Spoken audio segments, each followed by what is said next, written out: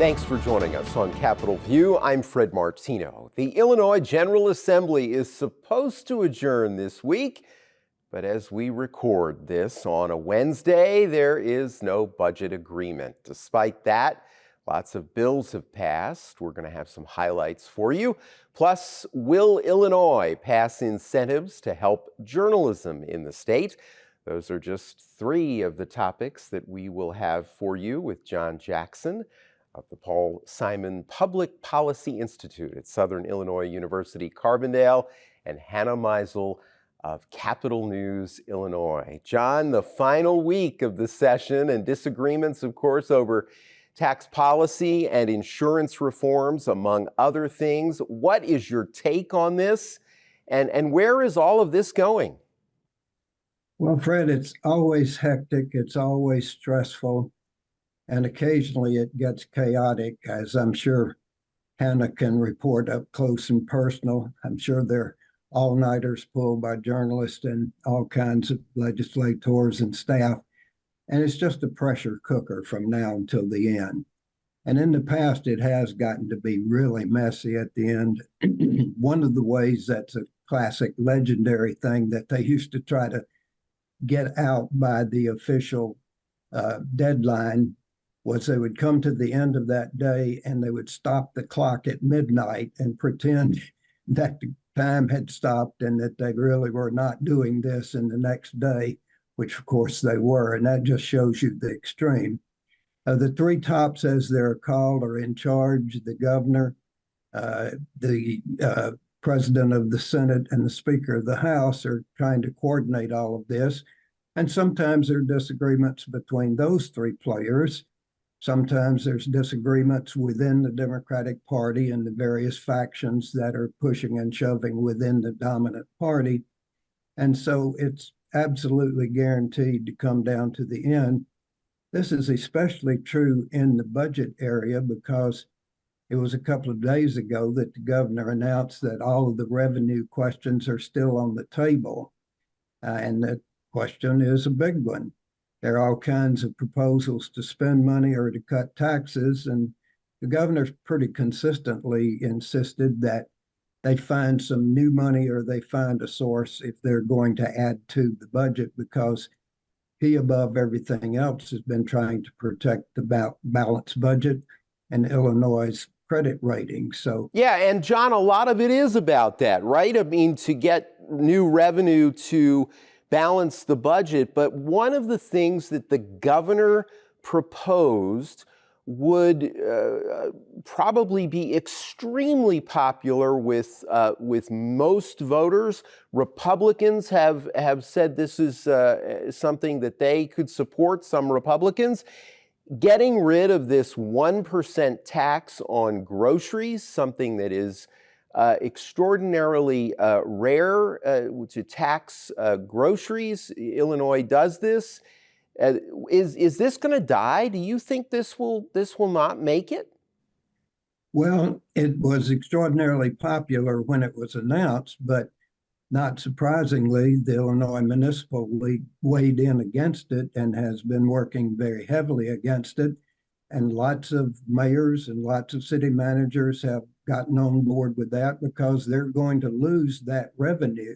And the only way they can keep that revenue is then to pass it locally as a local ordinance. So it's extremely unpopular in those local jurisdictions where they've got to do something about that possible loss of revenue. Let me ask you, as a political analyst here, in a presidential election year where turnout is a very big concern, is this a mistake for Democrats if they allow this to die, this very conceivably very popular idea to get rid of the tax on groceries? Well, I'm not quite clear where it is right now. I'm sure. But is it a mistake politically, is what I'm asking? Is that a mistake if it does die? Is that a mistake? It would be something that the governor would very much like to do, because if you assume that he's getting ready to run for president in 28 among progressives particularly, it's extremely popular. There's no question about it. But it's like everything else. It's going to have pushback when you get the right interest involved. And the mayors and the city managers and all of that are a formidable group in the Illinois Municipal Association. Yes, yes. And of course, there's a proposal by the governor. One of the biggest revenue increases is an increase on sports betting. The tax on that, that would, again, sin taxes, as they're called, are often very popular with voters. Where do you think that's going to go? Well, sin taxes have always been popular, and this one is the industry that is just massively generating money, mostly for themselves, but also for states that can tax them. As we were just discussing before we went on the air, it's just exploded in terms of where it's available and the temptations that one has to gamble. And this one's undoubtedly going to be popular, except with the Sports Betting Association, which is not going to be amused and not going to go quietly. And has a lot of money. One final question for you before we move on. Governor Pritzker also has proposed a variety of health insurance reforms. There's been a lot of disagreement on these, controversy on these. Where do you think that's all going? Because he made that, you and I watched it together, John, his State of the State address. He made that a really central and some would argue a powerful narrative in his speech. Well, again, if the governor's got ambition, this is a good side to be on, because we're all aggravated with all kinds of the issues regarding how the insurance company treats us, the consumer and the patient. And so it was initially very popular, no doubt about it. Yeah. Yeah. Very interesting stuff. Well, we will be watching and we'll see if this even wraps up this week. Of course, the last time they had to extend the session. Hannah, despite the troubles passing a budget again, hundreds of bills have passed, including changes to the state's biometric data privacy law. Tell us about that and the other highlights that you want to bring to us this week. All right, so just to rewind, back in 2008, before we lived in the world that we live in now with things like facial recognition, other, voice recognition, Alexa, anything like that was reality.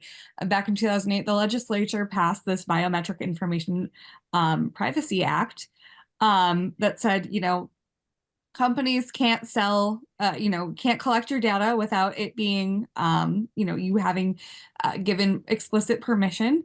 But of course, back then it was just kind of science fiction. It was forward looking. But now, we live in a world where indeed these tech companies especially collect data from us every day, every minute of the day, it seems, as consumers, but also, in private industry, a lot of companies collect biometric information from their employees. Things like in hospitals, you have to unlock medicine cabinets with a fingerprint. Other sorts of companies, you might be accessing a cash register dozens of times a day. And some companies have adopted some sort of biometric locks on there. Right. And so increasingly, the business community has been very worried with a series of decisions by the Illinois Supreme Court in the last, I think, 6 years. And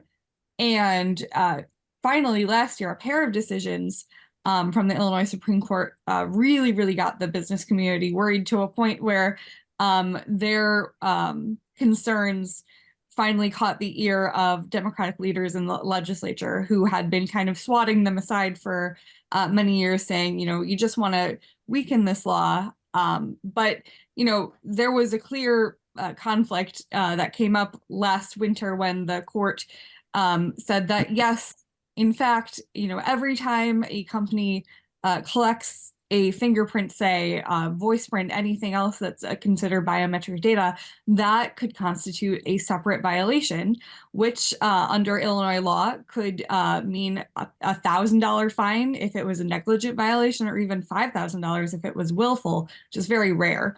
So But Hannah, what changes did they make? What changes did the Assembly make in what they just passed? right. So the General Assembly passed a bill that's going to make its way to the governor's desk that would clarify that it's not every time someone, puts their fingerprint in, say, if I'm at a job where I need fingerprint access to a cash register, it's the initial time that the fingerprint is collected. And it also made it easier to get someone's permission, rather, expanding the definition of digital signature to mean, lots of things that you can agree to.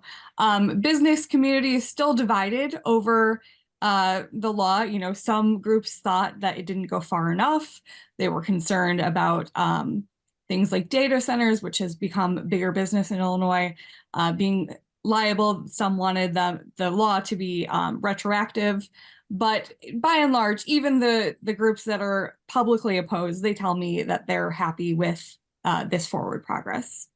Okay, any other bills that have passed that you want to highlight quickly? Yeah, so I had written about this a couple months ago. It was very interesting. The Prairie Band Potawatomi tribe, which back 170 years ago had been effectively kicked out of Illinois, had their land stolen, sold out from under them by the federal government. There is a bill that's moving forward that would give them a state park up in DeKalb County. This is, one of several things that the tribe has aimed for. Recently, last month, the federal government recognized them as a federally recognized tribe after many, many years of them spending money to get this land back, and effectively, having to join it together, do a lot of paperwork. And now the land is theirs. This would give them even more land on top of that. They say they would like to keep the state park as it is. Other people have some suspicions that they would do something like a casino there. But the tribe's leader has said that in Illinois, casino gaming, it's oversaturated. Okay, we will be watching. Time moving quick this week. About half of our time together has gone by, believe it or not. Want to move on to this. New York recently passed tax credits to encourage more hiring of journalists. John, probably a tough sell in a challenging budget year here, but Illinois lawmakers were also presented with a measure for journalism tax breaks and also scholarships. Tell us about this. Well, for starters, I doubt any of us here on this broadcast would be opposed to encouraging journalists and the hiring of more journalists. And probably much of our audience for this broadcast would be in favor of anything we can do. The context is, of course, that journalism has been in dire straits for most of this century, and particularly the print media have been stressed out. Loss of subscribers, loss of advertising, competition, particularly from the social media. The Medill School had a study recently that was quoted in one of those articles. They found that 1/3 of local outlets, print outlets, had closed in Illinois since 2005. This is an 86% decline in newspaper jobs. That is what's going on not only in Illinois, but nationally, and it means that local news coverage and state news coverage have been the ones that have suffered. Somebody's got to do something, and there are some positive things being done. But as you said, the budget is tight, and there's some questions about finding this money and where is it going to come from. One objection. I want to add another, though. The critics are saying, and this would be some industry journalism people, maybe we'll get to be too dependent on the state and state funding, and maybe that will compromise us. I will add on the other side of that argument, this is a great tradition in American politics and history going back to Benjamin Franklin. As you may know, he jealously guarded his access to the advertising that the state had to do to keep his little newspaper going. And that's back to Ben Franklin. So official state announcements are still a big part of revenue for all kinds of local newspapers. Those of us that are attuned to NPR and PBS and the Corporation for Public Broadcasting know just how important that can be. And certainly, if we're watching this program, we probably support all of that. But there are people who don't like any of those. Yeah, well, as is always the case, it seems, John, New York and California lead the way. In this case, New York passing a bill for tax breaks for journalism. We'll see if Illinois, if they don't do it this year, if they come up with this bill or another bill like it. And we should point out that in New York, there's some controversy because nonprofit organizations were left out according to the way that it's being interpreted, the way that the bill was put together. So they're already talking about changes in New York. So we'll be watching here. But you gave a good kind of overview of the national situation, which some would argue is even much worse than it appears with some of the numbers, because you have newspapers that still exist that may have one reporter. That was the case in the town where I used to live. The entire staff was gutted. It has one reporter, and that town is not small. It's got about 115,000 people. So very interesting situation and very alarming for those who care about journalism. Very, very interesting stuff. Hannah, we're going to move to a story you wrote for Capital News Illinois. You say that the nursing home industry is unlikely to see much help from Springfield right now. Tell us about that.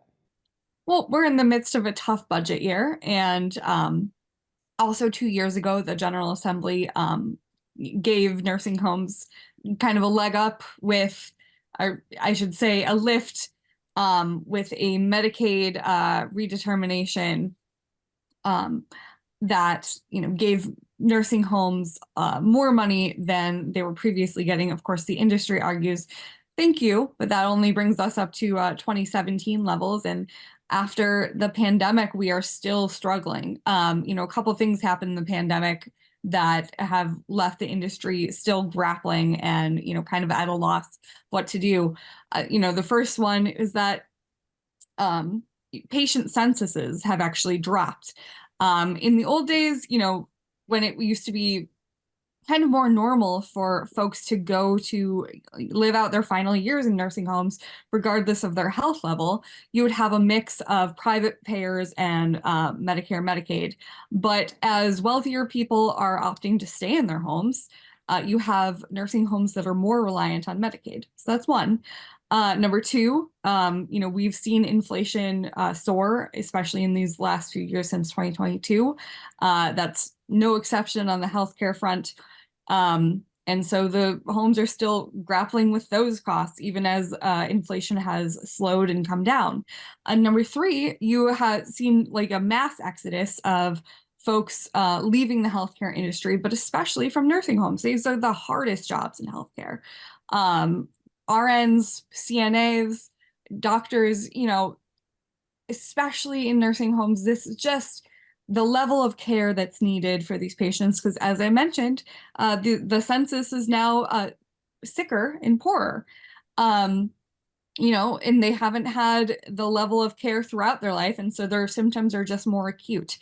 And so you have this significant staffing shortage to fill in the gaps. A lot of nursing homes have needed to depend on, contract workers, that, these agencies that dole out these RNs and CNAs, they charge exorbitant costs. Not all the money is going to the RNs and CNAs. You could be paying almost double what you have, what you would be paying if you had someone on staff, if you have to go through an agency. And so the nursing homes are asking for, of course, more money. They're asking for quicker payment. The state, a couple years ago, along with that more money from Medicaid, they did set up a fund to have providers educate CNAs so they would have a stronger pipeline of workers. But, they say that, well, thank you, but we're being paid 6 months late. And so, but it really is unlikely that in a tough budget year, the industry is going to get a ton of help from the state, especially given, that 2 years ago they were given this, $700 million more. But their needs are just so great. Now, one area that might help is the General Assembly is looking at a bit of property tax relief. In Cook County, especially, some of these, they're not classified the same way as other residential healthcare facilities. And so they would like to be classified that way. The governor last year vetoed a bill that would do just that, calling it, kind of special care for the industry. But there might be some property tax relief on the horizon.